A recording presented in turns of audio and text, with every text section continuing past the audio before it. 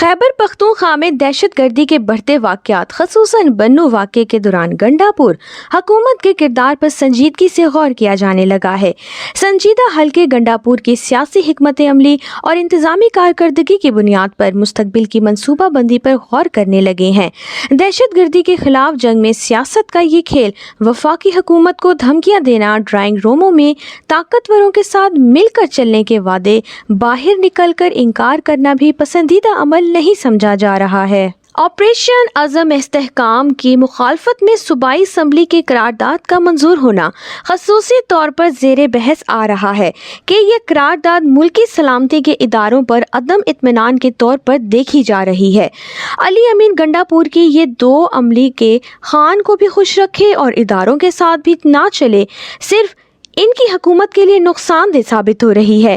بلکہ اسے ملکی سیاسی اور معاشی استحکام کو متاثر کرنے کی نظر سے بھی دیکھا جانے لگا ہے۔ طاقتور حلقے گنڈاپور کی انتظامی صلاحیتوں کے بارے میں فکر مند نظر آتے ہیں کہ ایسا وزیر اعلیٰ جو اپنے آبائی ضلع ڈیرہ اسماعیل خان کا انتظامی کنٹرول تک بخوبی نہ سنبھال سکے، دہشت گرد اس ضلع میں سرعام دندناتے پھریں اور اراکین اسمبلی ان دہشت گردوں کو بھتہ دینے پر مجبور ہوں۔ ایک ایسا ضلع جہاں صوبے کی 3 مضبوط ترین سیاسی شخصیات فیصل کریم کنڈی گورنر، KP کے سربراہ JUI مولانا فضل الرحمان کے سیاسی حلقے ہوں اور وہ اپنے حلقوں میں ہمیشہ دہشت گردوں کے خوف سے آزادانہ عوام سے رابطہ تک نہ کر رکھ سکیں، تو ایسے میں گنڈاپور حکومت پر بہت بڑا سوالیہ نشان لگتا جا رہا ہے۔ بنو واقعے کی تفصیلات، ویڈیوز، حقائق انتہائی تشویشناک ہیں۔ اداروں نے اگرچہ فالو اپ کے طور پر صوبائی ایپیکس کمپنی کے اجلاس کے دوران بنو امن جرگہ کے تمام مطالبات تسلیم تو کر لیے ہیں،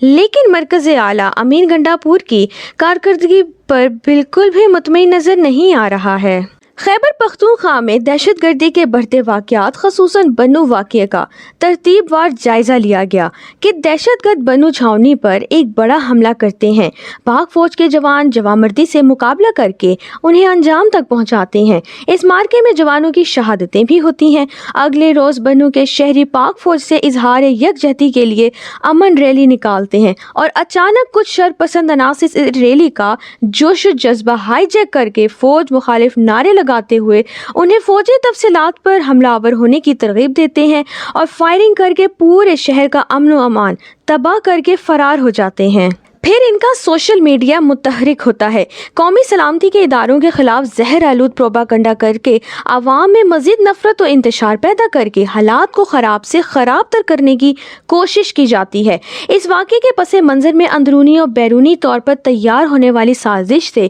اب بھی کوئی آنکھیں بند رکھے ہوئے ہے تو اسے نرم الفاظ میں احمق کے سوا کچھ قرار نہیں دیا جا سکتا، اور ریاست ایسے کسی فرد کی ذمہ داری اٹھانے کو تیار نہیں۔ وہ اندر رہے یا باہر، قانون اسے ریلیف دے یا نہ دے، قانون جانے یا وہ جنہوں نے بنو میں ایک بڑی سازش رچانے کی کوشش کی اور ریاست نے دانش مندی اور حکمت عملی سے دشمن کے اس وار کو بھی کامیابی سے ناکام بنا دیا۔ یاد رکھنے کی بات صرف اتنی ہے کہ جب ملک و قوم سے جڑے مضبوط معاشرے ٹوٹنے لگتے ہیں تو سب سے پہلے سازشی عناصر عوام میں ایک مخصوص بیانے کے ذریعے نفرتیں اور غلط فہمیاں پیدا کر کے الزام تراشیوں پر اتر آتے ہیں۔ پھر وہ مرحلہ آتا ہے کہ جب معاشرے کے مختلف طبقات ایک دوسرے پر اپنا اعتماد کھو بیٹھتے ہیں، ٹکراؤ سے مضبوط تر چیز بھی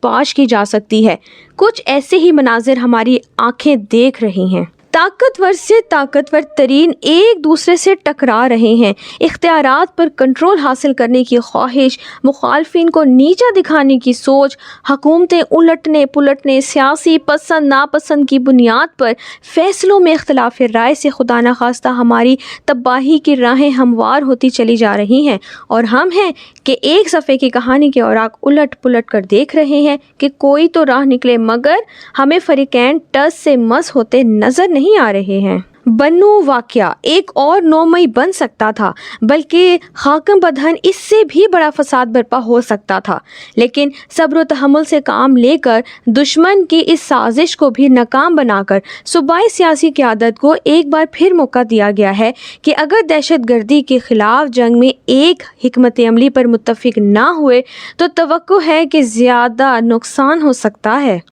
خیبر پختونخوا میں امن و امان کی صورتحال تشویشناک ہے۔ پاک فوج کے افسر اور جوان افغان طالبان انتظامیہ کے اسپانسرڈ کالعدم TTP کے دہشت گردوں کے خلاف جنگ میں فرنٹ لائن پر جانیں قربان کر رہے ہیں تو پولیس کانسٹیبل سے انسپیکٹر اور DSP تک گلی محلوں میں گولیوں کا نشانہ بنائے جا رہے ہیں۔ دشمن کی حکمت عملی دو طرفہ ہے۔ عوام میں سیکیورٹی فورسز کے خلاف نفرت پیدا کر کے سیکیورٹی تنصیبات اور اہلکاروں کو ٹارگٹ کیا جائے اور خیبر پختونخوا پولیس فورس کو اتنا کمزور اور خوف زدہ کر دیا جائے کہ وہ عام شہریوں کی حفاظت کرنے سے یا تو انکاری ہو جائیں یا اس سے حوصلے پست ہو جائیں ان کے